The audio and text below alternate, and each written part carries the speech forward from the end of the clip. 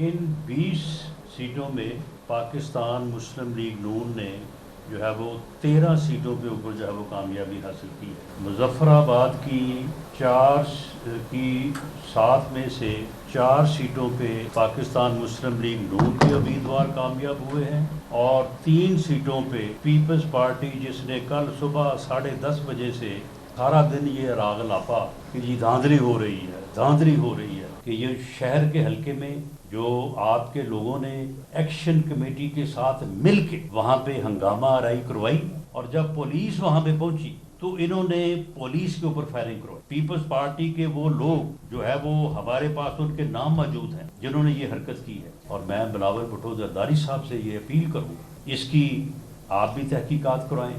हमने election commission को भी जो है वो इस बात का जो है वो हम कह रहे तो हैं। प्यारे व्यूज, ये बड़ी बात नहीं है कि इलेक्शन का रिजल्ट आ गया कश्मीर का ऑलमोस्ट, कि पीएमएलएन पूरा तो नहीं आया अभी, लेकिन जितना भी आया कि पीएमएलएन 13 सीटों पर जीत गई और पीपल्स पार्टी 5 पर जीत गई। इस इलेक्शन ने एक दफा फिर इस सिस्टम को एक्सपोज किया है कि पाकिस्तान में इलेक्शन, ख्वाह कश्मीर का हो, पंजाब का हो या पूरे पाकिस्तान का हो, यहाँ का सिस्टम कुछ ऐसा है कि इलेक्शन के दौरान, इलेक्शन से पहले, इलेक्शन के दौरान, इलेक्शन के बाद हमें ये बताया जाता है कि एक पार्टी ये बताती है कि दूसरी पार्टी से बड़े मुल्क लूटने वाली करप्ट कोई पार्टी नहीं है, और दूसरी पार्टी उस पहली पार्टी को कहती है कि इनसे बड़ा कोई नस्ल दर नस्ल धांधली ज्यादा मिरास रखने वाली कोई पार्टी नहीं है। और हैरानकुन बात यह है कि जब हम कहते हैं कि पॉलिटिशियंस के ऊपर या सियासत पे हमारा एतमाद होना चाहिए, तो ये सिस्टम जो बनाया गया है पाकिस्तान का, उसमें एतमाद किस तरह होगा कि अभी ये जो एक दूसरे पर इससे बड़ी मुल्क दुश्मनी क्या होगी कि एक पार्टी अगर ये कहे कि दूसरी पार्टी जो है, मैं आपको बताता हूँ, 3,000 अरब रुपए की करप्शन कर रही है और दुबई मुंतकिल कर रही है पैसा। ये नून लीग कह रही है, पीपल्स पार्टी और जरदारी साहब को डायरेक्ट कह रही है। दूसरी पार्टी पीपल्स पार्टी कहेगी तो नस्ल दर नस्ल रिग्ड करके पावर में आते रहेंगे, पहले तो है ही कुछ नहीं। तो आप सोचें कि अगर इन लोगों की बातों पे बिलीव कर लिया जाए तो ये दोनों पार्टियां जो है वो बेसिकली डिस्क्वालिफाइड हैं by any canon of law, by any canon of any political और डेमोक्रेटिक सिस्टम। लेकिन सियासतदान अभी ये जो नारेबाजी कर रहे हैं, आप देखेंगे उसके बाद ये एक साथ बैठे होंगे, क्योंकि ये तो यूनिक पीडीएम 2 गवर्नमेंट है जिसके अंदर ये एक दूसरे को पाकिस्तान का दुश्मन करार दे रहे हैं कि मुल्क का खजाना लूटने वाले हैं, मुल्क का इलेक्शन चुराने वाले हैं ये दोनों पॉलिटिकल पार्टीज एक दूसरे पे इल्जामात की हद तक। और उसके बावजूद सवाल इनसे ये बनता है कि उसके बाद आप किस तरह इकट्ठे बैठे हुए हैं, आप किस तरह की हुकूमत में बैठे हैं। अगर पीपल्स पार्टी विड्रॉ कर ले, वफाक में हुकूमत गिर जाएगी। तो ये है वो सिस्टम जिसके मुतल्लिक आजकल बड़ी बाज़गश्त आपको सुनाई दे रही है। ये सिस्टम की एक जहत है। ये मैं ये नहीं कहूँगा बदबूदार सिस्टम है, गला सड़ा पॉलिटिशियंस माइंड कर जाते हैं, वो भी हमारे बहन भाई हैं, उनका ये फुल टाइम प्रोफेशन है। लेकिन ये सिस्टम है जो चल रहा है कि इस मुल्क में कोई इलेक्शन किसी ऑपोजिशन पार्टी ने ये नहीं माना कि साफ शफाफ है, और इस मुल्क के अंदर करप्शन के ऐसे इल्जाम एक दूसरे पर लगने के बाद एक दूसरे के साथ बैठे, ख्वाह वो चार्टर ऑफ डेमोक्रेसी के नाम पे बैठे हो, ख्वाह पीडीएम 1 पीडीएम 2 के नाम पे बैठे हो, कि लोग हैरान रह जाते हैं कि यार सियासतदानों की कोई जबान है, सियासत की कोई वुकत है। ये जो सिस्टम है, कि ये सिस्टम जो हमने वेस्ट से लिया ये हमारा सिस्टम तो नहीं है। क्या इंग्लैंड, बरतानिया में, फ्रांस में, अमेरिका में ऐसे ही होता है कि आप एक दूसरे के ऊपर इलेक्शन चुराने का इल्जाम लगा रहे हो बरतानिया के अंदर, और उसके बाद एक दूसरे से हाथ भी मिला रहे हो, और कुछ हो भी नहीं रहा, ना कोई कानूनी कार्रवाई हो रही है, ना कोई पूछने वाला है, पैसे का मैसिव इल्जाम लगा रहे हो करप्शन का। ये हमारा सिस्टम है। इसके अंदर ऑब्वियसली आपको बाज़गश्त सुनाई देगी होगी, मोहसिन नकवी साहब सूबों की बात कर रहे हैं, मजीद डीजी आईएसपीआर साहब कह रहे हैं सिस्टम को रीसेट किया जाए, और वो कह रहे हैं इस पर डिबेट होनी चाहिए, पॉलिटिशियन को देखना चाहिए। डीजी आईएसपीआर ने तो ये भी कहा है कि गुड गवर्नेंस नहीं हो रही, गुड गवर्नेंस सवाल उठा दिए उन्होंने। मौजूदा गवर्नमेंट ही की बात हो रही है, नाम तो नहीं लिया गवर्नमेंट का। ये सारी सिचुएशन, और ऑब्वियसली हमारे सामने इस वक्त मिडिल ईस्ट की सिचुएशन है जिसमें सरप्राइजिंगली अमेरिका ने मुबैना तौर पे सऊदी अरब के कहने पर वो अटैक ईरान के ऊपर रोक दिया है, जो क्यामत का अटैक था, जो 14 दिन होना था, और जिसके बाद ईरान का बकौल अमेरिका कुछ नहीं बचना था। इन तमाम चीज़ों पर बात करेंगे जनाब। हमारे साथ सेनेटर फरहानुल्लाह खान साहब मौजूद हैं, सेनेटर पलवशा खान साहिबा मौजूद हैं, जावेद मलिक साहब मौजूद हैं, पॉलिटिकल एनालिस्ट भी हैं, आप साबिक सफ़ीर भी रहे हैं, और हमें बाद में ज्वाइन करेंगे खासतौर पर मिडिल ईस्ट के ऊपर मेजर रिटायर्ड जाहिद महमूद साहब। तो सेनेटर फरहानुल्लाह भाई, आपको बहुत मुबारक हो। आप अभी तक 13 सीटों के साथ आगे हैं। लेकिन इसको आप किस तरह रिस्पॉन्ड करेंगे कि अवाम को तो ये पता चल रहा है कि पीपल्स पार्टी ने बताया, बल्कि not less than Bilawal Bhutto साहब ने बताया कि बच्चा बच्चा जानता है वजीर आजम वजीर पंजाब मरियम नवाज फॉर्म 47 से आए हैं, ये जमाल नस्ल दर नस्ल धांधली की पैदावार है। तो अगर आप जीत भी गए तो इसकी क्या वैल्यू है? जी बिस्मिल्लाह रहमान रहीम। देखिए इलेक्शंस के अंदर जो है वो हर पॉलिटिकल पार्टी अपने मामलात जो है वो आवाम के पास लेके जाती है, और उसके अंदर जो तलखी भी आ जाती है, उसके अंदर थोड़ी अल्फाज भी ऐसे इस्तेमाल कर लिए जाते हैं। लेकिन इसको इलेक्शन के प्रोसेस के उसमें ही देखना चाहिए। इसको ये कोई अगर कोई किसी को ये कह रहा है कि उसने ये किया, इसका मतलब ये नहीं है कि आप जो है वो अपनी कोई दुकान चमकाने के बीच में कोशिश करें। बात ये है कि इलेक्शन था, उसके अंदर जो है वो सब अपने अपने जो है वो खिलाड़ी उतरे मैदान में। वो तो इलेक्शन में झूठ बोलते हैं आप या सच बोल रहे होते हैं? इलेक्शन में आपको ब्रेक मिल गई होती है, झूठ बोल सकते हैं। अमेरिका में ट्रंप जो है वो कहता है 2020 का इलेक्शन धांधली से ज़्यादा था। उसको तो कभी आपने कोर्ट नहीं किया आज तक। वो सिस्टम बड़ा अच्छा है। बरतानिया में भी धांधली के इल्ज़ाम लगते हैं। भाई धांधली का इल्ज़ाम लगने का ये मतलब नहीं है कि कोई और जो अपनी दाल गले। कौन कहता था? देखें उनकी अपनी तो पागल ही कहते थे वो, कहता वो अपने हिसाब से चलेंगे, वो हमारे हिसाब से नहीं। मैं पागल था फरहान साहब, ये तो उसका मैं नहीं समझता। बादल आप मुझे ये कह रहे हैं कि ये जो आपने पोस्टर छापे हैं पीएमएल पंजाब ने बिलावल साहब की और जरदारी साहब की और आसफा साहबा की तस्वीर दिखा भी दीजिएगा, जिसमें आप कह रहे हैं कि नस्ल दर नस्ल सिंध की आवाम से रोटी कपड़ा और मकान छीने वाले लोग हैं, और आपने जो कैटेगरिकली डाटा दिया है, हम तो बड़े इंप्रेस हुए थे कि आपने मुल्क का पैसे पे बात कर रहे हैं। आपने कहा है कि सूबे को मिलने वाले 3,000 अरब रुपए करप्शन के जरिए दुबई मुंतकिल हुए हैं सिंध से। ये झूठ है, ये सिर्फ सियासी नाराबाजी है इलेक्शन के लिए जीतने के लिए, कि ये सच है? हम दुकान नहीं चमकाएंगे, आप बता दें सच है कि नहीं। देखिए बात ही मेरी गुजारिश, अगर आप मेरी गुजारिश सुन लेंगे तो आपको जवाब मिल जाएगा। बात यह है कि करप्शन के इल्ज़ाम तो और भी बहुत सारे लोगों पे लगते रहे हैं। आप उनके ऊपर भी प्रोग्राम कर लेते। एक करप्शन का इल्ज़ाम क्या मुशर्रफ पे नहीं लगा? क्या बाकी जो गुजरे सब पे नहीं लगा? उनको भी फिर आप करें ना, कहते हैं मुशर्रफ साहब पे आईन तोड़ने का इल्जाम है, करप्शन का नहीं है।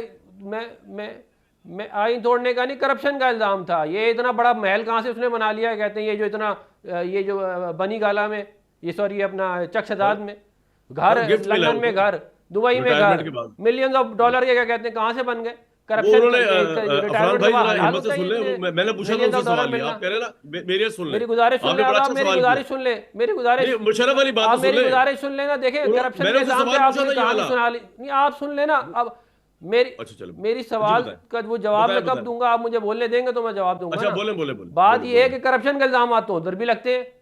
करप्शन के इल्जाम तो साबित होते रहे हैं बहुत सारे लोगों पे। तो फिर 3,000 अरब रुपया पीपल्स पार्टी ने भेजा करप्शन के जरिए दुबई आपके बकौल। वो जो डीजल स्मगल होता है पाकिस्तान में, उसके ऊपर भी तो लोगों के करप्शन के इल्जाम लगते हैं ना। और भी बहुत सारी चीजें। मेरा तो ये सवाल ही नहीं, मैं तो आपसे पर्टिनेंट सवाल पूछ रहा हूं सर। 3,000 अरब रुपया कराची से भेजा दुबई पीपल्स पार्टी ने। बहुत अच्छा है कहते हैं ये। भाई बात ये है कि ये सवाल तो खाली करप्शन अगर सियासतदानों तक महदूद है तो फिर तो आपका सवाल बड़ा वैलिड है। बात ये है कि बाकियों की मैं तो सिर्फ ये पूछ रहा हूं कि आपकी पार्टी ने कहा है कि 3,000 अरब रुपया पीपल्स पार्टी ने दुबई भेजा, तो ये सवाल नहीं बनता। आप कह रहे हैं कि ये वैसे ही बयान दे दिया है सियासी। भाई सवाल तो ये भी बनता है, सवाल तो ये भी बनता है कि हजारों अरब रुपए जो अंसार अब्बासी साहब ने रिपोर्ट की थी कि मुशर्रफ के दौर में 1,000 अरब रुपए की करप्शन हुई, उसके ऊपर आपने कभी कोई प्रोग्राम किया? यार आप तो गड़े मुर्दे फाड़ रहे हैं। मैं तो फिर अगर आप फिर वो भी तो करें ना, कहते हैं उसके ऊपर इल्जाम 80 से चले जाते हैं, फिर बहुत करप्शन आ जाएंगे। आप कैसी बात कर रहे हैं सर? आपने अच्छा आप हिम्मत से एक बात सुनिए, आप इस पे खड़े नहीं हो रहे। 3,000 अरब रुपए करप्शन वाली बात पे आप खड़े नहीं हो रहे। मैं आगे कहते हैं मैंने आपको तोड़ने के ऊपर आपको कोई मसला नहीं है। वो अब मुझे आगे जाना पड़ेगा, अब मुझे आगे जाना पड़ेगा फरहान साहब। बाकी आपने जो मुशर्रफ साहब की बात की है ना, मुशर्रफ साहब से मैंने अपने इसी प्रोग्राम में जिसमें आप बैठे हुए पूछा था कि आपके पास इतने ये कहां से पैसा आ गया। करीब थे हाँ जी। और सर सुन तो ले, करीब होने के वो बिल्कुल ठीक था, करीब होने के बावजूद तो सुन तो ले क्या पैसा था वो हलाल का। मैं तो कह रहा हूं, मुझे कहा उन्होंने और हलाल में ना उनको घर में कोई देके चला गया था। सऊदी अरब के लोगों ने घरों में दे दिया था। रवा ने मुझे गिफ्ट किया है, इंग्लैंड का घर भी और बाकी पैसे भी, ये उन्होंने खुद बताया। तो वो गिफ्ट जो है वो तोशा खाना में जाना था। वो तो तोशाखाना में अब जाता है आपने, जब जब इतने नहीं भैया का रिटायरमेंट मुआवजा के होता बाद है, सर, वो भी रिटायरमेंट के जेल में बाद नहीं डाल किया है, सकते आप। रिटायरमेंट के बाद किया है। जो मर्जी हो, अच्छा एनी वो हाउ, तोशा स्टेट गिफ्ट है, रिटायरमेंट के बाद अब कोई आप किसी को इजाजत गिफ्ट नहीं दें तो देता। मैं जरा पलविशा साहब, रिटायरमेंट के पलविशा बाद उनको साहब पूछता नहीं 5, है। पलविया साहिबा 5 सीटें आप जीती हैं सिर्फ, तो क्या कहा जाए कि पुअर गवर्नेंस है आपकी, या जो नून लीग कह रही है कि क्योंकि आपका करप्शन का उन्होंने ऐसा तासुर उभारा कि आप लोग इलेक्शन ही हार गए अभी तक। अल्लाह करे ऐसा दिन आए कि इस तरह के तासुर उभारने के काबिल हो और उस तासुर के जरिए इस मुल्क में इलेक्शन हारे और जीते जाएं। हकीकत में ऐसा नहीं होता। लेकिन बहरहाल ये बड़ा अफसोसनाक है जिस किस्म की बयानबाजी की जा रही है।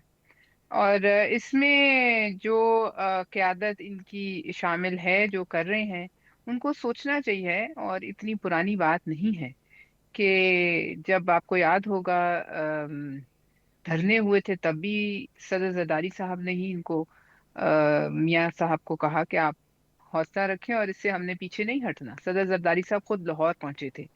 इसके अलावा मैं कितने आपको ऐसी मौके याद करवाऊं, फिर बात लंबी हो जाएगी और वो तल्ख हो जाएगी।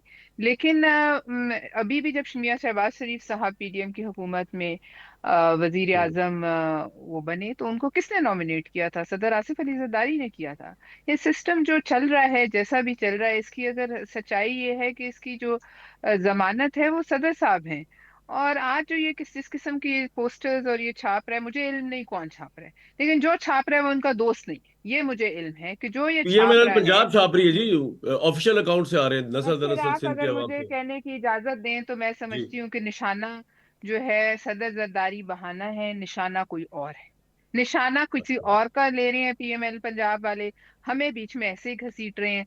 और जिस किस्म की ये ख्वाहिशात का इजहार हो रहा है पीएमएल पंजाब की तरफ से कि फलाना इस्तीफा दे दे, ढिमकाना इस्तीफा दे दे, तो उस पर भी हम्म। मुझे हंसी आती है कि भाई आपने अगर किसी ये ख्वाहिश कर ही ली है कि आपने शेर का शिकार करना है, तो फिर भाई कोई हथियार तो ठीक लाए मैदान में। तमंचे वाली बंदूक से आप लगे हुए हैं फायरिंग करने, वो क्या कहते हैं, छरे वाली बंदूक से। तो तमंचों और हम्म। छरों से तो शेर के शिकार नहीं होते, छोटे मोटे जानवरों के होते होंगे।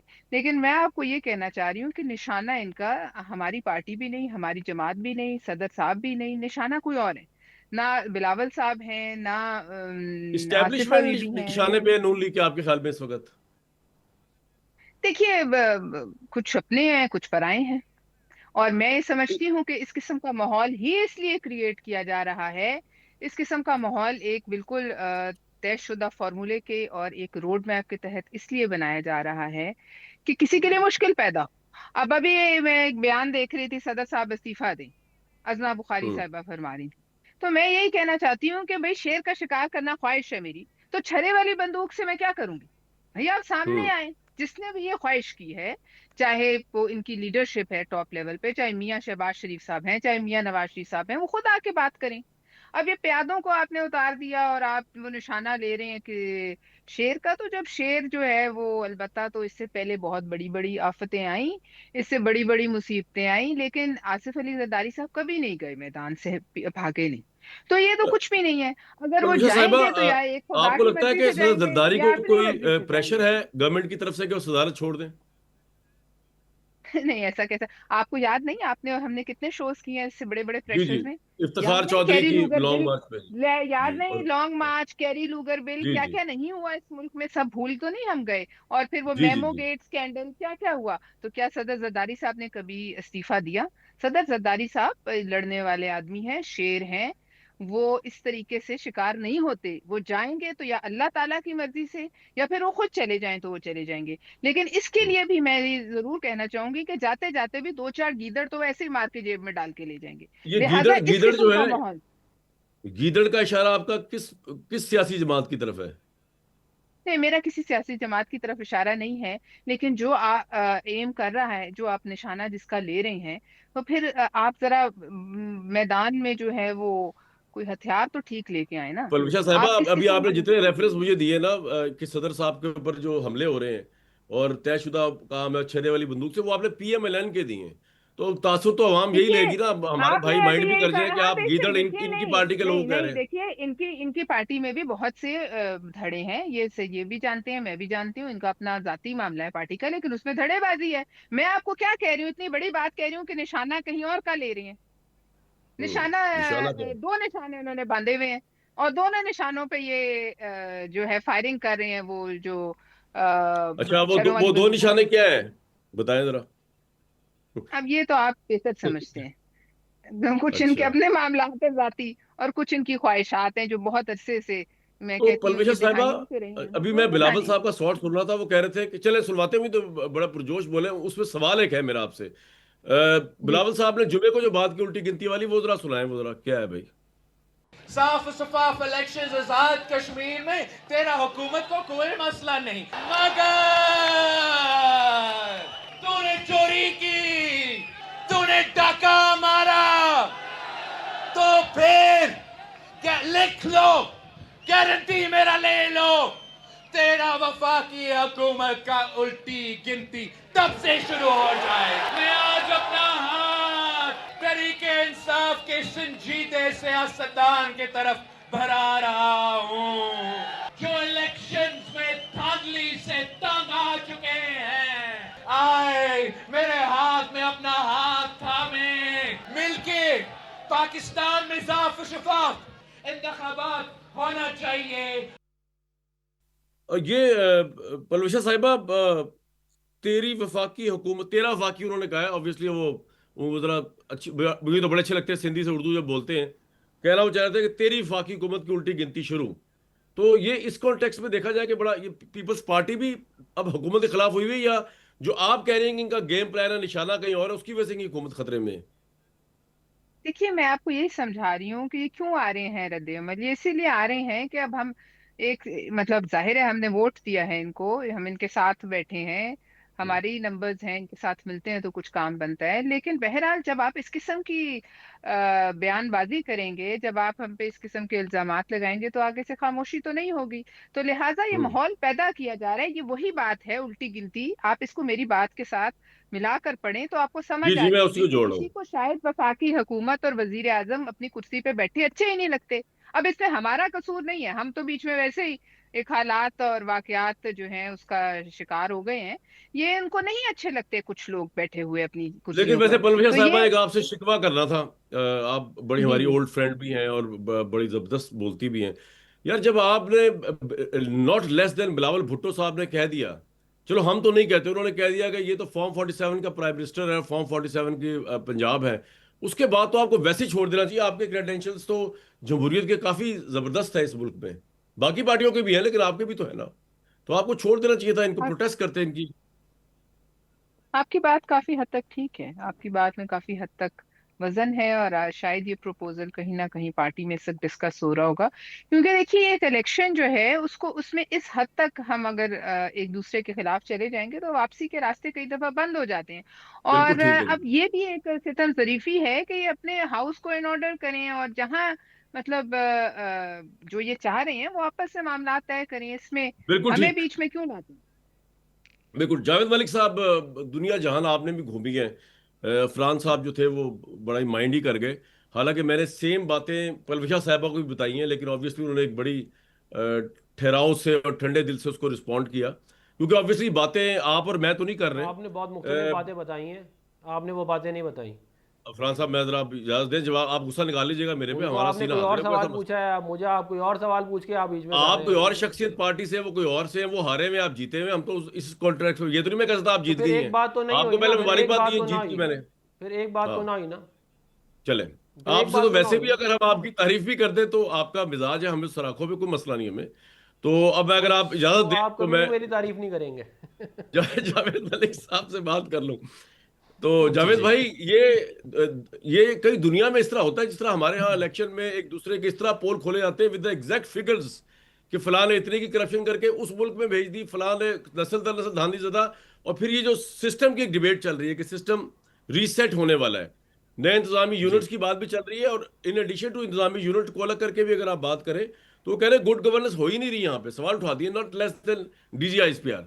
तो किस तरह देखते हैं सर आप इस सारे मामले को? जी जी। कमा में मुझे क्योंकि इत्तेफाक हुआ है मीडिया में रहने का, बहुत अरसे से बड़े करीब से देखने हम्म। का सारे प्रोसेस को, मोहतरम नवाज शरीफ साहब से भी, जरदारी साहब से भी, मोहतरमा जब जिंदा थी शहीद, उनके साथ भी रहा रहा, और मैं उनकी जो अभी बात हो रही थी, दोनों हमारे काबिल एहतराम दोस्त कर रहे थे, तो मैं तो उनकी ईथॉस को समझता हूँ। जिस तरह से नवाज शरीफ साहब के अंदर तहम्मुल मिजाजी है, या आसिफ अली जरदारी साहब के अंदर एक पेशेंस है, मैं समझता हूं कि वो इस वक्त उनकी पार्टी में नजर नहीं आ रही, क्योंकि वो जिस इथॉस में बिलीव रखते हैं वो तो आपस में मिलके चलने में यकीन रखते हैं। मुझे ये भी याद आ रहा है, मैं वहां मौजूद था जब चार्टर ऑफ डेमोक्रेसी साइन किया गया था मोहतरमा और नवाज शरीफ साहब के दरमियान। तो ये जब जमातें कुछ कुछ मामलात पे एक साथ चलने का इन्होंने वादा किया था, तो उसके अंदर जो बेसिक प्रिंसिपल था वो ये था कि नेशनल इंटरेस्ट के मामलात में हम एक तरह से एक पेज पे रहेंगे। और ऑफ कोर्स हम एक दो डिफरेंट पॉलिटिकल पार्टीज हैं, उनकी अपनी अपनी कॉन्स्टिट्यूएंसी है, उसको जब वो एड्रेस करते हैं तो यकीनन उनके अपने नजरियात के मुताबिक करते हैं। लेकिन जो अल्फाज का चुनाव है मेरी नजर में कामरान भाई, वो थोड़ा मुझे अनफॉर्चुनेट लग रहा है दोनों तरफ से। मैं ये नहीं कहूंगा कि एक तरफ से है या दूसरी तरफ से है। अगर बिलावल साहब ये कहते हैं कि फॉर्म 47 की ये ये प्राइम असेंबलियां हैं, मिनिस्टर है। एक सवाल ये भी तो पैदा होता है ना कि उन्हीं असेंबलियों से इलेक्ट होकर उनके वालिद साहब प्रेसिडेंट भी बने हैं, तो फिर तो ये तमाम प्रोसेस ही आप उसी को चैलेंज कर रहे हैं। और दूसरा सवाल पैदा होता है मुस्लिम लीग नून के लिए कि अगर आप ये समझते हैं कि ये इतने करप्ट लोग हैं, तो फिर आज 2 साल से आप इनकी सपोर्ट लेकर हुकूमत में चल रहे सदारत का हैं, वोट ही तो क्यों दिया आपने इतने करप्ट आदमी को जिसको आप करप्ट समझते हैं? ये सवाल उठता है मतलब ना सर। वो प्रेसिडेंट कैसे बने हैं? वो प्रेसिडेंट ऐसे ही बने हैं ना, इसी पार्लियामेंट ने बनाया है, इसी पार्लियामेंट में मौजूद लोगों ने बनाया है, हमारे काबिल एहतराम दोनों दोस्तों ने भी शायद वोट किया होगा उसके अंदर। तो ये एक सवाल जरूर पैदा होता है। मैं तो बिल्कुल एक ऑब्जेक्टिव बात कर रहा हूं कि जो एक अवाम के लोग हैं जो बैठे हुए, आज तो जेन जी की बात हो रही है, नौजवान जो हैं, जो फ्यूचर है हमारा, वो मुतनफिर हो चुके हैं इस इस किस्म की जो ये पॉलिटिक्स चल रही है। वो समझते हैं कि ठीक है। हमें कुछ मामलात में जो ये, जब अभी भी लोग इसको मनफी तौर पे देख रहे थे कि PDM 1 या PDM 2, मैं तो बहुत पॉजिटिव था जब दोनों जमातों ने मिलकर पहली हुकूमत चलाई। और अभी जिस तरह से चल रहे हैं, इवन प्रेसिडेंट जरदारी नहीं, साहब जो आपके हैं ख्याल में अब विदाउट, ऐसा क्या हुआ है? आपको पलविशा साहिबा की बातों में वजह नजर आता है कि कोई बड़ी गेम खेली जा रही है, PMLN की तरफ से निशाना कोई और है, हमें वैसे ही कहा जा रहा है? आपको और सिस्टम के मुतालिक जिस तरह की डिबेट हुई है, मोहसिन नकवी साहब, DG ISPR साहब, इनको मिला के जरा बताएं मुझे। इनको मिला के जब हम देखते हैं तो कामरान भाई, एक डिबेट जिसका जिक्र वो कह रहे हैं कि सिस्टम बोसीदा हो चुका है, नाकारा हो चुका है, मफलूज हो चुका है, ये तो किसी हद तक हम सब एग्री करेंगे उसके ऊपर। क्योंकि देखिए, आज भी हम इतने साल गुजर जाने के बाद मैं जब लंदन पढ़ने के लिए गया एज अ स्टूडेंट, तो मुझे याद है, आपने जिक्र किया बरतानिया का, तो 1 पाउंड 18 रुपए का या 20 रुपए का होता था, आज गालबन 300 का है। तो यानी हमने 375। मुख्तलिफ ममालिक, वो देख लीजिए आप। तो अगर हम आज, हमारा जो बजट बनता है तो उसके अंदर हमारी जो तमाम काविशें ये होती हैं कि हमने किस तरह से अपना जो है वो जो हमारी डेट सर्विसिंग है उसको पूरा करना है। पूरा साल गुजर जाता है IMF के साथ नेगोशिएट करने के लिए, ट्रेड हमारा जो है वो कम हो रहा है। कामरान भाई, आपको पता है कि इस वक्त हमारी इकोनॉमी के अंदर हमारी जो फॉरेन एक्सचेंज रेमिटेंसेज हैं वो हमारी एक्सपोर्ट से ज्यादा हैं। यानी क्या हमारे मुल्क के अंदर हम सिर्फ इसलिए मुल्क चला रहे हैं कि हमारे रेमिटेंसेज आए, एक्सपोर्ट नहीं है, हमारी इन्वेस्टमेंट रुक रही है? और मैं ये किसी को ब्लेम नहीं कर रहा हूँ, ये एक सवाल है जो उठ ठीक। रहे हैं लोगों के जहनों में कि देखिए, ये आज 75 या 80 साल ऑलमोस्ट होने वाले हैं हमको, उसके बाद हम ये सवाल कर रहे हैं कि ये जो इश्यूज हैं, ये तो बिल्कुल बेसिक इश्यूज हैं, इनको एड्रेस कर देना बिल्कुल चाहिए ठीक था। है। लेकिन दूसरा इशू कामरान भाई, एक सेकेंड, इसका क्या इसका सोल्यूशन मजीद सूबे बना देना है? मैं समझता हूं अगर उस सूबे के अंदर आप समझते हैं कि इक्तदार की ट्रांसफर है आवाम के तक, फिर तो ठीक है। लेकिन अगर आप सिर्फ कुछ जमातों का स्ट्रांग होल्ड कुछ सूबों में तोड़ना चाहते हैं, इसलिए आप सूबे बनाना चाहते हैं, तो फिर मैं समझता हूं कि ये इंटेंशन जो है इसमें कोई फुकदान है, क्योंकि आपको गवर्नेंस इंप्रूव करनी है, नक्शे नहीं बदलने सिर्फ। ठीक है, ये आपका पॉइंट बिल्कुल आ गया। और ये सूबों के हवाले से सुनने में तो ये आ रहा है कि सियासी जमात जो है, जमातें जो हैं, इस वक्त डिस्कशंस में हैं। नवाज शरीफ साहब भी रायबंड में बैठे, शहबाज साहब के साथ, मरियम साहिबा के साथ।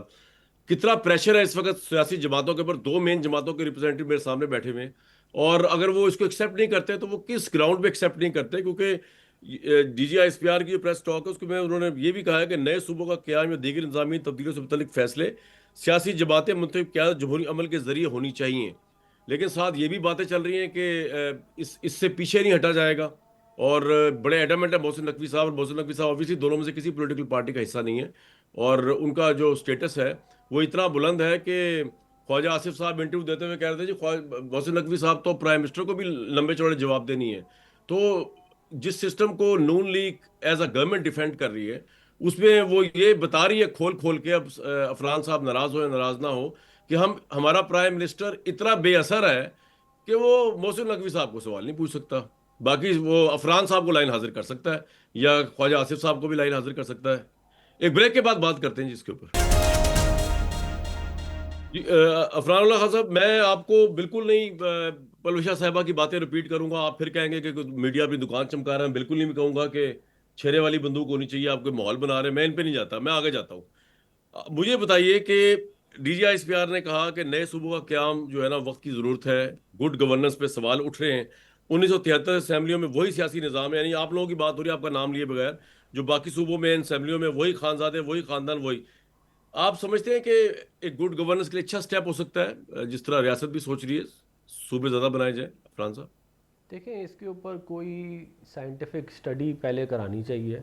हमें तो इसका खैर जवाब मालूम है, लेकिन अगर किसी को शौक़ है तो वो एक स्टडी करा लें कि जी अगर आपके 32 वज़ीर आला होंगे, 32 गवर्नर होंगे, 32 ब्यूरोक्रेसीज होंगी, 32 कैबिनेट होंगी, तो वो ज़्यादा अच्छा है, ख़र्चा कम हो जाएगा हमारा, या उससे ख़र्चा बढ़ जाएगा। मतलब और अगर सिस्टम यही चलना है, ये जो चल रहा है, वो सूबे बढ़ाने से सिस्टम थोड़ी तब्दील हो जाता है। तो ये देखिए, मैं आपको एक बात बता देता हूँ, मैं कुछ चीज़ें आपको गिनवा देता हूँ, क्योंकि लोगों की मेमोरी ज़ाहिर है इतनी वो नहीं होती। बात ये है कि मुशर्रफ साहब ने ये फरमाया कि जी मैं ये 9/11 जंग, अगर ये जो हम ना अमेरिका को सपोर्ट करते तो हमें स्टोन एज में भेज देते। बाद में रिचर्ड आर्मिटेज ने अपनी किताब में लिखा ऐसी कोई बात नहीं थी, उस कॉल पे ऐसी कोई बात नहीं हुई। ऑब्जेक्टिव ये था कि अपनी हुकूमत को तोल देना। आवाम को क्या चूरन बेचा कि जी वो हमें स्टोन एज में भेज देते। फिर हमने कहा कि जी ये जो आप प्रोजेक्ट इमरान खान लगा रहे हैं ये ना लगाएं, ये इस मुल्क की जड़ें भी खोखली कर देगा, आपकी जड़ें भी खोखली करेगा। मगर जवाब में नहीं जी, हमें मोहब्बत आई हुई थी, हमारी मोहब्बत सवार थी इमरान खान की। जनरल बाजवा साहब के अल्फाज हैं। तो वो जो मोहब्बत इमरान खान की नहीं थी, वो मोहब्बत अपने आप से थी, अपनी ज़ात से मोहब्बत थी, अपनी एक्सटेंशन से मोहब्बत थी। उस मोहब्बत के चक्कर में आपने पूरे मुल्क की तबाह बर्बादी फेर दी, अपने इदारे समेत। फिर आपको ये कहा कि जी आप ये जो रीसेटल कर रहे हैं तालिबान को, ये ना करें, ये मुल्क के अंदर आग लग जाएगी, मुसीबत पड़ जाएगी। नहीं, उस वक्त भी मुसीबत पड़ी हुई थी। नहीं जी, करना ही करना है जी, करना ही कर। फिर जब कर लिया तो उसके बाद आज उस फैसले को ओन करने वाला कोई नहीं है। आज कोई ये नहीं कहता मेरा ये फैसला था। तो भाई आप ये जो आप कहना चाह रहे हैं कि ऊपर से ऑर्डर आ एस्टेब्लिशमेंट जाता हमें है, कौन होती है कहने वाली? ये देखिए, एस्टेब्लिशमेंट ने खुद ब्लंडर्स किया, आप ये कह रहे हैं? देखिए मैं तो ये कह रहा हूँ कि रिसेंट मैं ये नहीं कह रहा हूँ 1971 में क्या हुआ, 1958 में क्या हुआ, 1987। मैं तो कह रहा हूँ अभी रिसेंट जो ये सारे फैसले वाले फैसले। 2005 में आपने 2005 में आपने 2001 मेरी आखिरी बात, 2005 में आपने जो है वो बुख्ती साहब को शहीद कर दिया और कहा कि 1973 तो है नहीं, हम खत्म कर। आज 21 साल हो गए, वो मसला हल नहीं हुआ। तो हम ये कह रहे हैं कि अब मुझे एक बात बताइए, आप ये जो एग्जांपल्स दे रहे हैं, आप बिल्कुल ठीक बता रहे हैं। फरहान साहब, आप बिल्कुल सही आपने एग्जांपल्स दी हैं। आपने मुशर्रफ साहब की एग्जांपल भी बिल्कुल ठीक दी है। आपने इमरान खान साहब को लॉन्च किया, बाजवा साहब, ये भी ठीक दी है। तो यहाँ पे आके आप आके रुक गए हैं आप। तो ये तो आपकी गवर्नमेंट का मतलब की तासुर है कि एस्टेब्लिशमेंट आपके साथ खड़ी, अगर ना खड़ी हो तो शहबाज शरीफ साहब प्राइम मिनिस्टर ही ना होते। तो उस बारे में क्या ख्याल है? वो सिस्टम, ये वाली बात उनको सूट कर रही है तो वो ठीक है। बाकी गलत थी, बाकियों की गलतियां थी। नहीं, मैंने नहीं कहा। मैंने तो आपने शहबाज साहब का नाम नहीं लिया ना। बड़े फैसले गिनवाए। मैंने ये भी बड़ा ही फैसला है। एस्टेब्लिशमेंट खड़ी हुई आपकी गवर्नमेंट के साथ चला रही है उसको। नहीं, मेरी गुजारिश जी। नहीं, ये तो हाइब्रिड सिस्टम है ना। ये इमरान खान साहब लेके आए थे 2018 में, इसका ऐलान उन्होंने किया था। और आपने इमरान खान की हर गलत बात को तो आप मानते नहीं, आपने ये बात मान ली क्योंकि आपको सूट कर रही थी। मेरी आपसे गुजारिश कर रहा हूँ। नहीं, मानने लिए एक निज़ाम आ गया ना, एक सिस्टम आ गया। नहीं, ये एक निज़ाम आ सिस्टम वो ले आए ना। हम हमारे पास तो पावर नहीं थी। जो वो निज़ाम ले आया, वो निज़ाम चल रहा है, वो जाते जाते जाएगा ना। देखिए मैं कुछ चीज़ें जो पीपल्स पार्टी की वो भी आइडेंटिफाई कर दूँ, ये शेयर वेयर जो क्विकली प्लीज कर दें। अल्लाह के फजल से जहाँ पे हम जीते हैं वहाँ पे पीपल पार्टी को 500-600 वोट पड़े हैं, जहाँ पे हमें 18,000 वोट पड़ रहे हैं, कहीं 28,000 पड़ रहे हैं। तो भाई आप फिर आपका रोना धोना तो समझ नहीं आता ना। आपको वोट ही नहीं पड़े, धांधली किस चीज़ की होनी थी? मतलब ये 600 वोट वाला तो 28,000 वोट नहीं लेगा ना, धांधली इतनी तो नहीं होती ना। फिर देखें, ये कहा गया कि जी निशाना कहीं था और मार कहीं रहे। भाई बात यह है कि हम इस मुल्क के आवाम के साथ खड़े हैं, हम इस मुल्क के जमहूर के साथ खड़े हैं। हमें ये हम ये इस चक्कर में नहीं है क्या कहते हैं कि उसको गिरा देंगे तो यूँ हो जाए, तो हमारी के बीच में लॉटरी लग जाए। भाई बात ये है कि जिस असेंबली को आप फॉर्म 47 कह रहे हैं, उसी असेंबली के वोट से आपका सदर बना है, उसी के वोट से आपका चेयरमैन बना है, आपका डिप्टी स्पीकर बना है, आपके गवर्नर लगे हैं। तो फिर अगर आपको हम इतने बुरे लग रहे हैं तो पहले इस्तीफे देते, फिर ये वाली बातें करते जो की हैं। तो मेरा तो ख्याल है अफरान भाई, जब आप शेर हैं तो फलाने हैं, हमने मैदान में हराया है, सबको मैदान में हराना आता है हमें। ठीक है अफरान भैया, अगर आप एक दूसरे को इतना बुरा साबित करने में तुले में, आप दोनों ही चले जाएं यहाँ से। पावर से। आप तो दोनों एक दूसरे को बुरा साबित कर रहे हैं ख्वाहिश है ना। लोगों आपकी की बात कि यकीन बस करूं तो पीपल्स ये पार्टी दोनों बुरी है, चले जाएं तो पीपल्स हमारी पार्टी दाल की गल बात जाए। यकीन करूं तो आप लोग बहुत बुरे हैं। नहीं वो मैं समझ रहा हूँ। मेरी गुजारिश देखिए, ऑपोजिशन और गवर्नमेंट में यही होता है, हर नहीं, दुनिया आप तो में एक यही ही है होता है। सर। लेकिन पाकिस्तान ऑपोजिशन एक कहाँ वाहिद जगह पे? है जहाँ पे इस चीज़ को इस्तेमाल किया जाता है। सुन ले मेरी गुजारिश, अगर ये ना हो तो आप है ही नहीं गवर्नमेंट आपकी वो सर, मेरी ऑपोजिशन थोड़ी गुजारिश है ये। एक मिनट सुन ले। मेरी जी जी जी, गुजारिश अफरान भाई जी। मेरी गुजारिश एक मिनट अगर आप सुन लेंगे तो आपको जवाब मिल जाएगा। बात यह है कि जनाब जनाब। पीपल्स पार्टी हमारी मुखालिफ पार्टी है, वो अपना इलेक्शन हाँ लड़ती है, हम अपना इलेक्शन लड़ते हैं। अब ठीक है बात ठीक है। बुनियादी तौर पे ये है कि लोग जो है ना उनकी रालें टपक रही हैं कि जी ये दोनों चले अच्छा जाएं तो हमारी दाल गल जाए। ये है एक्चुअल प्रॉब्लम। ना सूबे बनाने का मसला है ना कोई और मसला है। मसला ये है कि जी वो वजीर आजम की और चीफ मिनिस्टरों की जो है वो एप्लीकेशन फॉर्म लेके लोग घूम रहे हैं कि इस्लामाबाद में कि कहीं हमें लग जाए। वो उन लोग अपनी ख्वाहिशात को पूरा करने के लिए एक जो है वो क्राइसिस क्रिएट किया जा रहा है। ठीक है, इसी आपका निज़ाम पॉइंट ने आ गया। आपको अच्छा, ऑपरेशन आपको बनियान लगता है मरसूख किया, इसी आपको निज़ाम ने अफरान साहब आपको डिफॉल्ट से बचाया, इसी निज़ाम ने आपको इस्लामाबाद टॉक्स दी। तो ये निज़ाम आप कह रहे हैं फेल हो गया है, तो अल्लाह ही हाफिज़ है फिर जो ये कह रहा है उसका। नहीं, ये वो जो टॉक शॉक्स वाला मामला है या जो कोलैप्स से बचाया, वो तो आर्मी चीफ ने बचाया ना, वो तो आप प्राइम मिनिस्टर वो खुद कहते हमारा हैं। नहीं है, वो हमारा नहीं है। हाँ हाँ, वो जाहिर है, वो तो जो अच्छी चीज़ें वो उनकी हैं, जो खराब चीज़ें वो पॉलिटिकल हमारी हैं। ठीक है, बिल्कुल आप आप ठीक कहें, कह रहे मैं हैं, तो आगे नहीं कह चलिए। रहा, ये तो प्राइम मिनिस्टर ने हाँ बताया वो कि सारा टॉक हमारा वगैरह है, सब आर्मी सारा चीफ ने बुरा किए। हमारा है, सारा बुरा हमारा है और सारा अच्छा उनका है। नहीं, मैं तो खुद कह रहा हूँ ना कि अब सारा आप बुरा उन पे और हमारे उन पे हमारे आ खाते गए, में ये है तो भी लग और रहा जो है अच्छा हो जाएगा कि वो उनका हो जाएगा। हमारे और उन पे आ गए, उनको गैर ना बनाए भाई। वो ना हो तो कोई आप नहीं है इधर, आप ये समझ लें। खैर एनी हाउ, ये आपका अपना वो है देखिए नहीं, स्टाइल, ये आप जिस तरह ऐसी चाहें। नहीं है, ऐसी बात नहीं है। ये मुल्क सियासतदानों ने बनाया है, ये मुल्क ठीक है, सियासतदानों ने बनाया जब कोई था ही नहीं इधर। तो ये छोड़ दें, वो पॉइंट आ नहीं गया है, आपका। वो नहीं है, वो जो कुछ हुआ है इस मुल्क में, मैं उसकी तारीख में नहीं जाना चाह रहा। चलें ठीक है, अब आपका पॉइंट आ गया। पलूषा साहिबा, दो तीन जहतों पे सवाल आपसे बनते हैं। मुझे बारी बारी जवाब दीजिएगा, आप खुद ना जवाब दीजिएगा, उससे मिक्स हो जाता है। मैं सारी बातें आपसे बारी बारी पूछूंगा। पहले तो क्विकली बता दीजिएगा, ये बात में तो उनकी बड़ा वजन नजर आ रहा है, मैंने तो चेक नहीं किया। वो कह रहे हैं जहां से नून लीग जीती वहां आपको वोट ही 400-500 पड़ा है, तो फिर धांधली कहां से हो गई? क्विकली जवाब दीजिएगा, फिर आगे देखिए अहम सवाल आते हैं जो करने हैं। देखिए बात यह है कि जहां सुकून से इलेक्शन हुए वहां पीपल्स पार्टी जीती, और जहां अच्छा आग लगाई गई, इंतशार पैदा किया गया। क्या आप ही का शो नहीं था जिसमें जब आप लास्ट इस्लामाबाद आए और मैंने आपके साथ और अफनान साहब भी इत्तेफाक से बैठे थे और हमने आपको इनकी जो है बयानात सुनाए हैं, आपको याद है? जी। उस वक्त आग नहीं लगी थी, तो आग ही खुद ही लगाई गई। तो लिहाजा ये आग लगा के वहां माहौल ही ऐसा बनाया गया। अब जहां इतना जो है माहौल इस किस्म का है कि वहां आग और खून की बारिश हो रही है, तो वहां किस तरीके से इलेक्शन होते हैं? और इलेक्शन हुए भी तो आप ये बताएं कि उसमें किस तरीके से धांधली पकड़ी जाती है, किसने किसको वोट डाला, किसने किसको वोट नहीं डाला। जो लोग ग्राउंड पे हैं, जो हमारे उम्मीदवार हैं, वो तो और कहानी बताते हैं। अब किसने किसी को नहीं, पलूषा साहबा, धोना आप कह रही हथियार हैं कि डाल नून दिए, लीग किसी ने ने उनको रच के 500 धांधली की डाल है दिए। आजाद कश्मीर तो में, जब आप ये कह रही आग हैं? लगी हो, देखिए जब हम्म, आग लगी होती है या लगाई जाती है तो उसमें तो जितना मर्जी ठप्पे मार दें, कौन है देखने वाला? तो लिहाजा हम्म, ये बहस जो है, मैं समझती हूँ ये जो हुआ है ये बड़ा अफसोसनाक है, और ये इस मुल्क ठीक की है। जमहूरियत के लिए एक बुरा शगुन है। मैं आपको ये बताऊं, ये अच्छा, बहुत अब बुरा दूसरा शगुन सवाल। है इसके अलावा। ठीक जी। ठीक है। दूसरा के ये आप इसको धांधली भी समझ रहे हैं, आपके साथ ज्यादती भी हुई है, आप इनको सपोर्ट भी कर रहे हैं। दूसरी तरफ अभी अफरान साहब ये भी बता रहे हैं कि जी ये निज़ाम जो है वो गिराने के लिए कुछ लोगों की रालें टपक रही हैं, कोई कुछ बनना चाहता है, कुछ बनना चाहता है। और मुझे इनकी बातों से लग रहा है कि वो कह रहे हैं जी हमने इस सब कुछ कोई क्रेडिट हमें नहीं मिलता, अपने में एस्टेब्लिशमेंट में एक तरह की तफरीक कर रहे हैं। पहली दफा मुझे लगा ऐसे। आपको लगता है कि हुकूमत को खतरा है कोई, और उसमें आप भी फिर रोल प्ले कर सकते हैं, क्योंकि आप अब डसे हुए इनसे बकौल आपके इलेक्शन में देखिए आपके खिलाफ धांधली हुई, बहरहाल राइटली और मुझे, रॉन्गली। देखिए ये मैं इस तो बहस में जाना नहीं चाहती। खतरा है, जो अच्छा परफॉर्म करेगा उसे कोई खतरा नहीं, जो नहीं परफॉर्म करेगा उसे खतरा ही खतरा है। लेकिन आप इतने वहां जो खोल रहे हैं, मैं तो सिर्फ ये कहूंगी कि ये जो बात बार बार कहते हैं, ये अफनान साहब की बात किसी हद तक ठीक होगी कि और लोग भी जाहिर है बैठे होते हैं, ख्वाहिशें होती हैं। लेकिन ये जो बार बार कहा जा रहा है कि ये फॉर्म 47 जो है इस पे सदर जाए, इस पे हमारे जो गवर्नर्स हैं वो जाएं, या हाँ, हमारे ये भी जो अहम बाकी पॉइंट था आईनी इनका, बड़ा अमले वैलिड हैं, पॉइंट जी। हाँ सुने, तो ये बड़ी खतरनाक बात है कामरान शाहिद साहब। ये अच्छा। खतरनाक बात इसलिए है कि इस असेंबली ने सिर्फ ये जो है दो तीन जो है अपॉइंटमेंट्स नहीं हुई इस आए नहीं असेंबली होते। के थ्रू और इन पार्लियामेंट, इसके ये अगर आप अंडू करेंगे जैसे प्रोसेस कहा जा रहा था, तो इस प्रोसेस का शिकार सिर्फ पीपल्स पार्टी या सदर जरदारी साहब या हमारे जो दो तीन लोग और बैठे हैं वो नहीं होंगे। अगर आप इसको अंडू करेंगे तो ये सारा उधेड़ बुन हो जाएगी। फिर आप ये देखिए कि हर चीज जो इस असेंबली से पास हुई, हर फैसला, वो सब फिर आप क्या चाह रहे हैं कि वो रिवर्स हो जाए? मैं तो आपको यार आप यही इनको कह रही हूँ, फॉर्म 47 निशाना ना कहा कहीं करें ना और परवेजा है, साहिबा, ना कहना निशाना मुझे। कोई और है।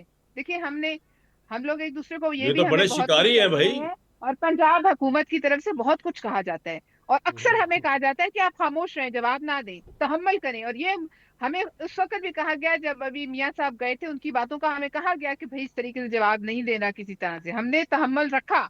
लेकिन जब आप बार बार पंजाब हुकूमत निशाना लेकर किसी को करेगी, तो मेरी बात की भी आपको आने वाले दिनों में कोई ना कोई हकीकत पता चल जाएगी कि निशाना कुछ और लोग हैं। परवेजा निशाने साहिबा, बड़े बड़े हैं, लेकिन हमारे लड़ने के भाई, लिए कुछ नहीं सिवाय छरों वाली बंदूक के। हाँ हमारे भाई इरफान साहब ने हिस्ट्री गंवा दी, मैं तो वो गंवा नहीं दी, मतलब गिनवा दी। लेकिन जब इन्होंने एक दफा निशाना गवाए लिया था उसको, उसके बाद ये गवाए खुद नहीं। नहीं, मैं नहीं नहीं, मैंने गिनवाना कहना था, मेरी उर्दू इतनी अच्छी नहीं है। एक दफा जब इन्होंने इन्होंने जब भी निशाना लिया ये खुद ही निशाना हुए हैं, ये भी इनकी तारीख है। ये उस पर पूरा प्रोग्राम मैं अफनान सही। साहब के साथ कर सकता हूँ। लेकिन वो जुरत फसाहत व बलागत में बोले जा रहे थे तो हम उनको सुनी जा रहे थे। जावेद भाई, आपको आउटसाइड से क्या लगता है, अब पीपल्स पार्टी जो है, एक्चुअली मैं ये एक्सेप्ट करता हूँ परवेशा खान साहिबा आ जाए ना, तो मैं क्योंकि इनसे एक बड़ा पुराना ताल्लुक है, उतना पुराना ताल्लुक अफरान साहब से नहीं। मैं लोगों को इसलिए बता रहा हूँ कि अगर छोटी मोटी डंडी मार दूं तो लोगों को पता होना चाहिए कि if I am biased here, कि मैंने इनसे एनएफसी पे ओ, बात नहीं की, मैंने इनसे 18वीं तरमीम पे बात नहीं की, मैंने इनसे ये बात नहीं की, चलें, क्योंकि इनसे पूछनी आप चाहिए थी मेरे कि से बायस भी हो जाए, मुझे कोई मसला नहीं है, आप नहीं नहीं भाई हैं हमारे। भाई आप अफरान भाई मेरी ऑनेस्टी देखे कि मैं लोगों को बता रहा हूँ कि आई एम, मैं आपके लिए थोड़ा जरूरत बायस हूँ नहीं है वैसे मैं तो कह रहा बताने हूँ की। आप भाई हैं, आप नहीं नहीं आप आप भाई हैं, हमारे आप साथ भाई अनबायस्ड हो, हम तब भी आपसे खुश हैं। बिल्कुल नहीं, मैं आप अनबायस्ड हमसे नहीं हो अनबायस्ड रहा, हो, हम तब भी अनबायस्ड नहीं हो आपसे खुश हैं। रहा, अनबायस्ड नहीं हो रहा आपसे, आप भी भाई हैं जी। जावेद भाई ये बताएं, आपको क्या लग रहा है सर, ये सारा जो सिस्टम का रीसेटिंग है, ये नए सूबे हैं, इनके ऊपर इशू पे अगर पीपल्स पार्टी नून लीग जो है वो नहीं ऑन बोर्ड होती तो पूरे सिस्टम को खतरा है या सिर्फ पीएमएलएन की गवर्नमेंट को खतरा है? तमाम एक चीज तो हकीकत है ना कि जो दोनों जमातें हैं, मुस्लिम लीग नून है उसका पंजाब में स्ट्रांग होल्ड है, और उनका पीपल्स पार्टी का सिंध में है। तो अगर उनको ये फील होता है कि उनके स्ट्रांग होल्ड को डाइल्यूट करने के लिए ये सूबे बनाए जा रहे हैं, तो ऑफकोर्स वो रेजिस्ट करेंगे उसको, उनका हक भी है इस हवाले से। लेकिन अगर हम मुल्क की तारीख में देखें तो हमारी जब कभी भी इस किस्म की अनफॉर्चुनेट रेजिस्टेंस हुई है, उसके नतायज कुछ अच्छे नहीं निकले। और जहां तक मेरी अंडरस्टैंडिंग है, जो मेरी कुछ लोगों से बात भी हुई है, जो प्राइम मिनिस्टर शहबाज शरीफ हैं या फिर नवाज शरीफ साहब हैं या जरदारी साहब हैं, मुझे नहीं लगता कि जो टॉप टियर ऑफ लीडरशिप है, बेशक अफनान भाई जो कह रहे हैं, पलवाशा साहब अभी बात कर रही हैं, लेकिन ये जो टॉप टियर ऑफ लीडरशिप है उनके दरमियान अभी तक एक अंडरस्टैंडिंग है। मैं नहीं समझता कि वो इस तरह से मुतसादिम ठीक होंगे करंट सिचुएशन से। तो वो एक ठीक है अब इसके क्या अल्फाज इस्तेमाल कर सकता हूँ कि एक सेकंड थर्ड टियर पे ये जो चप कलिश चलती रहेगी, लेकिन मुझे लगता नहीं है कि ये इतनी बढ़ेगी। जी। जावेद भाई आपका पॉइंट आ गया, लेकिन जरा वक्त की किल्लत है। मैंने आप लोगों के साथ एक अभी चलते प्रोग्राम में ब्रेकिंग स्टोरी आई है मेरे पास हुकूमत के हवाले से, बहुत ही अहम खबर आई है, क्योंकि चलते प्रोग्राम में आई है, तो मैं कहूँगा ब्रेक के फौरन बाद आपको बताते हैं। ये सवाल जो पूरे मुल्क में नेशनल डिबेट बना हुआ है कि हुकूमत जारी है या हुकूमत है, या इसका कोई बहुत बड़ा फटा हो गया है एस्टेब्लिशमेंट के साथ, इसके ऊपर एक बहुत बड़ी ब्रेकिंग स्टोरी मेरे पास अभी आई है। प्रोग्राम में ब्रेक के फौरन बाद आपसे शेयर करता हूँ। जिस वक्त से मोहसिन नकवी साहब ने एक स्टेटमेंट दी सूबों के हवाले से, गवर्नेंस के हवाले से, निज़ाम के हवाले से, उसके बाद डीजीआईएसपीआर साहब जो है उन्होंने आकर दलाइल दिए गुड गवर्नेंस के हवाले से, रीसेटिंग ऑफ सिस्टम के हवाले से। उसके बाद पूरे मुल्क में एक डिबेट जारी थी, जो आज का प्रोग्राम को हमारे मौजूद थी और पूरे पाकिस्तानी नेशनल चैनल पर पिछले 3 दिन से जारी है कि क्या इस हुकूमत की उल्टी गिनती शुरू हो चुकी है, क्या ये हुकूमत जाने वाली है। मेरे पास जो इस वक्त कंफर्म क्रेडिबल सोर्सेज से इतला है, जो अभी चलते हुए प्रोग्राम में आई है, वो ये है कि ये हुकूमत जो है वो कहीं नहीं जा रही। दिस हुकूमत इज हेयर टू स्टे। और यस, गुड गवर्नेंस के मसले मसाइल है, लेकिन वो पाकिस्तान के तमाम इदारे और हुकूमत जो है वो मिलकर इसको जो है वो रिजॉल्व करने बिलीव करते हैं। ये मेरे पास खबर है, ये मेरी असेसमेंट नहीं है, ये वो ब्रेकिंग स्टोरी जो भी प्रोग्राम के दौरान आई, वन सेकेंड मैं बता दूं आपको, जो आपके साथ शेयर कर रहा हूं। और इसके अंदर ये तासुर को रद्द कर दिया है बहुत ही क्रेडिबल सोर्स ने कि हुकूमत और इदारों के दरमियान कोई एक तो बहुत बड़ी टेंशन का माहौल है, उसको भी रद्द कर दिया तासुर को, या ये हुकूमत जाने वाली है, या ये प्राइम मिनिस्टर साहब फारिग होने वाले हैं, ऐसा कुछ भी नहीं है। और ये हुकूमत चलेगी, ये प्राइम मिनिस्टर रहेंगे, ये हुकूमत स्टे करेगी आज की डेट पे, जो क्रेडिबल सोर्स ने बताया है। और गवर्नेंस के मामले को पाकिस्तान के तमाम इदारे, ख्वाह वो एस्टैब्लिशमेंट है, रियासती इदारे हैं, हुकूमत है, वो मिलजुल कर उस मसले को हल करेंगे। तो ये डिबेट तो आज खत्म हुई, जो शुरू हुई थी कि ये हुकूमत जो है वो इस तमाम उसमें से फारिग हो जाएगी, इस खबर के मुताबिक। मुझे दीजिए कल तक इजाजत।